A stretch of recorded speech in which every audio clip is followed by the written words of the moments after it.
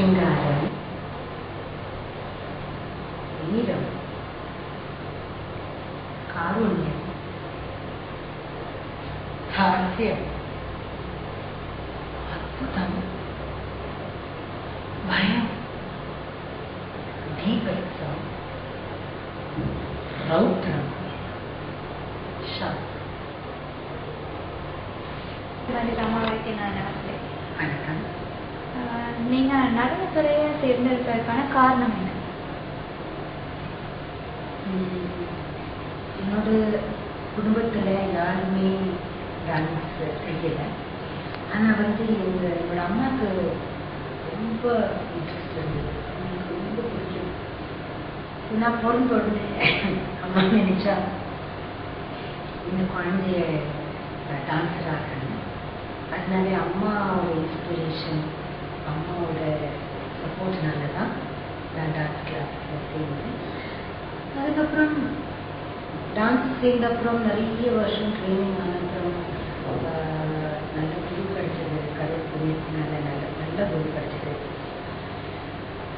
அப்புறம் எனக்கு கொஞ்சம் டேலண்ட் இருக்குன்னு எல்லாரும் சொன்னாங்க. அதனால சரி, ஓகே, நான் ப்ரொஃபஷனலாகவே இருக்கணும் நினச்சிட்டு ஆரம்பிச்சேன். நீங்கள் பரதத்தில் மாடர்னோட சேர்த்து செய்கிற மாதிரி ஏதாவது ஸ்பெஷல் ஏதாவது கையாளுறீங்களா? பரதநாட்டியம் சொல்கிற போது அது ஒரு லாங்குவேஜ். டான்ஸ் மட்டும் இல்லை, டான்ஸ் ஃபார்ம் மட்டும் இல்லை, அது ஒரு லாங்குவேஜ். அண்ட் நான் நினைக்கிறேன் ரொம்ப பவர்ஃபுல் லாங்குவேஜ் அது. அந்த லாங்குவேஜை வச்சுட்டு நாங்கள் என்னெல்லாமோ அது ஜனங்களுக்கு காட்டலாம், எக்ஸ்பிரஸ் பண்ணலாம். அதனால நான் நிறைய இந்த மாதிரி சோஷியல் தீம்ஸ் எடுத்து பண்ணியிருக்கேன். உமன்ஸ் லிபரேஷன், அப்புறம் குளோபல் வார்மிங் சமயத்தில் மரத்தை கட் பண்ணக்கூடாது, அது அந்த மாதிரிலாம் இஷ்யூஸ் எடுத்து நான் நடனம் வழியாகவே அந்த இஷ்யூஸை நான் அவேர்னஸ் கொண்டு வரதுக்கு ட்ரை பண்ணேன். அதோட எக்ஸ்பீரியன்ஸ் உங்களுக்கு எப்படி இருக்கு? எனக்கு ரொம்ப வருஷமா ஜாஃப்னா போனோம்னு ரொம்ப ஆசையா இருந்தது. போனோம்னு ரொம்ப ஆசைப்பட்டேன். ஆனா ஒரு சந்தர்ப்பம் கிடைக்கல. ஸ்ரீலங்கா நான் எப்போ வரும்போது நான் கொலம்போ, கேண்டி, நியூர் ஏரியால ப்ரோக்ராம் பண்ணிட்டு போவேன். ஆனா இந்த வாட்டி எனக்கு ஒரு சந்தர்ப்பம் கிடைச்சது ஜாஃப்னா போகிறதுக்கு. அங்க போச்சு எனக்கு அவ்வளோ சந்தோஷமா இருந்தது. அப்படியே மனசு திருப்தியா போச்சு. ஏன்னா 3000க்கு மேல ஜனங்கள் இருந்தாங்க. அவங்களுக்கு எதிர்க்க நான் என்னோட டான்ஸ், என்னோட நடனம்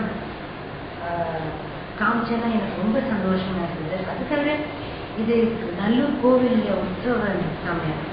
அதனால முருகன் சுவாமிக்கு ஒரு அர்ச்சனை மாதிரி, ஒரு அர்ப்பணம் மாதிரி என்னோட நடனம் முருகன் சுவாமிக்கு ஒரு அர்ப்பணம் மாதிரி நான் மனசுல நினைக்கிறேன். இன்றைய காலகட்டத்தில் பரதம் அப்படின்னு சொல்லும் நேரம் சிலருக்கு சில விதமான ஒரு வேறுபாடான கருத்துக்கள் இருக்கு. அது சம்பந்தமா அவங்களுடைய பொதுவான கருத்து என்ன? பரதம் அப்படின்னா என்ன அப்படின்னு சொல்லிட்டு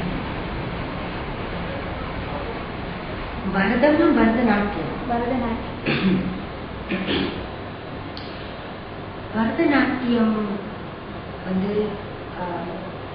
தமிழ்நாட்டில் பிறந்த ஒரு நடனம். இது எல்லோருக்கும் தெரியும். ரொம்ப வருஷம் முன்னே, ஒரு 2000 வருஷம் முன்னே பரதநாட்டியம் இருந்ததுன்னு எங்களுக்கு ஒரு ரிசர்ச் எல்லாரும் கண்டுபிடிச்சிருக்காங்க.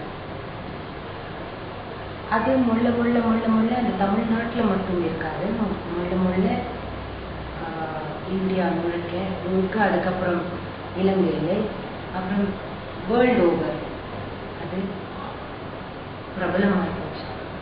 ஏன்னா அது அவ்வளோ அழகான ஒரு டான்ஸ். பரதநாட்டியத்தில் அபிநயம், அது மட்டும் இல்லை, நிருத்தம் அபிநயம் ரெண்டுத்துக்கும் சமமா பாகம் உண்டு. எவ்வளோ நாங்கள் நிறுத்தம் பண்ணுறோமோ அவ்வளோ நம்ம அபிநயமும் காட்டணும். அப்போ தான் ஃபுல் பிக்சர் ஆஃப் பரதநாட்டியம் அது ஜனங்கள் முன்னாடி தொடர்ந்து செய்யறதுக்கு ஏதாவது பயிற்சிகள், என்ன மாதிரியான பயிற்சிகளை நீங்க மேற்கொள்ள? மத்தியானம் வரை ப்ராக்டிஸ் பண்ணுவேன். என்னோட குரு சொல்லுவா, பரதநாட்டியம் சரி காத்தால 2 மணி நேரம் ப்ராக்டிஸ் பண்ணியாச்சு, இனிமே போதும், இனிமே சாப்பிடலாம், வேற ஆட்டம் எல்லாம் ஆடலாம், சினிமாவுக்கு போகலாம், ஃப்ரெண்ட்ஸை மீட் பண்ணலாம். 2 ஹவர் காத்தாலுக்கும் ப்ராக்டிஸ் பண்ணி முடிச்சாச்சு, இனிமே இல்லை. Bharatanatyam it's a 24 hour activity. அதுதான் குரு சொல்றாரு.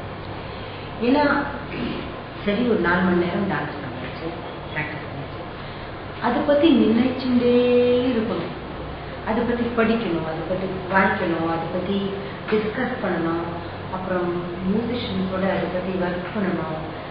ஸோ அப்படி பார்த்தா நான் 24 hours நான் டான்ஸ் தான் பண்ணிட்டு இருக்கேன்.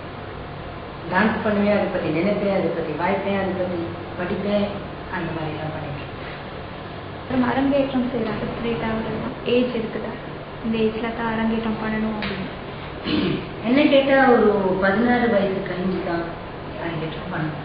ஏன்னா அப்போ தான் அந்த மெச்சூரிட்டி வரும், அப்போ தான் டான்ஸே என்னன்னு புரியும். அப்புறம் நாங்கள் பரதநாட்டியம் வர்ணத்தில் பதங்கள் எல்லாம் ஸ்ருங்கார பக்தி வருது, தட் இஸ் ஸ்ருங்காரத்தோட ஒரு பக்தி. அது புரியறதுக்கு கொஞ்சம் அந்த டான்ஸர் கொஞ்சம் பெரியவளாக தான் தெரியும். சின்ன வயசுல அது புரியாது. நாங்கள் பொன்னையா பிள்ளை, வடிவேலு அதெல்லாம் அமைத்த எழுதினது பாட்டுகள் எல்லாம் வர்ணத்துலாம் அதெல்லாம் அந்த ஸ்ருங்கார பாவத்தில் தான் வரும். அது புரியும் நம்ம குழந்தைகளுக்கு, கொஞ்சம் வயசானாதான் எனக்கு புரியும். அதனால எனக்கு சொன்னது 16 வயசு கழிஞ்சு தான் அரங்கேற்றம் பாருங்க. டான்ஸை தவிர நம்மளுடைய ஹாபி என்ன? டான்ஸை தவிர என்னோட ஹாபி குக்கிங். எனக்கு ரொம்ப பிடிக்கும் குக்கிங். வேறு வேறு குயிசின்ஸ்லாம் நான் கற்றுப்பேன். ட்ராவல் பண்ணுவேன் நிறைய, இந்தியாவிலையும் நிறைய ட்ராவல் பண்ணுவேன், அப்ராட்லையும் நிறைய ட்ராவல் பண்ணுவேன். எங்கே போனாலும் அந்த இடத்தோட குயிசின் நான் அதை படித்து அது நானே அதை செய்ய பார்ப்பேன். இளமைய ரசிகர்களுக்கு நீங்கள் சொல்ல விரும்பி ஏதாவது ஒரு பிரியாணி? எனக்கு இந்த வார்த்தைகள் ரொம்ப பிடிக்கும், நிறைய வாட்டி வந்திருக்கேன், எனக்கு ரொம்ப பிடிக்கும். இங்கே எல்லோரும் அவ்வளோ ஆசையோடு பார்ப்பா, அவ்வளோ அன்போடு பார்ப்பா, எனக்கு அதுதான் ரொம்ப பிடிக்கும். அண்ட் எல்லாருக்கும் பரதநாட்டியத்தில் நாங்கள் செய்கிற பாகங்கள் எல்லாம் 100% புரியும். இப்போ மாதே இன்னும் ஏனடி யோஜனைனா அது அழகா, அது வேர்ட் பை வேர்ட் அது புரிஞ்சு அதை ரசிச்சு அதை பற்றி கமெண்ட் பண்ணுவாங்க. அப்புறம் எனக்கு புரியும், அப்புறம் எனக்கு பேசுவாங்க. அப்போ எனக்கு தெரியும் ஒரு ஆர்டிஸ்ட்க்கு அதுக்கு மேலே என்ன வேணும்.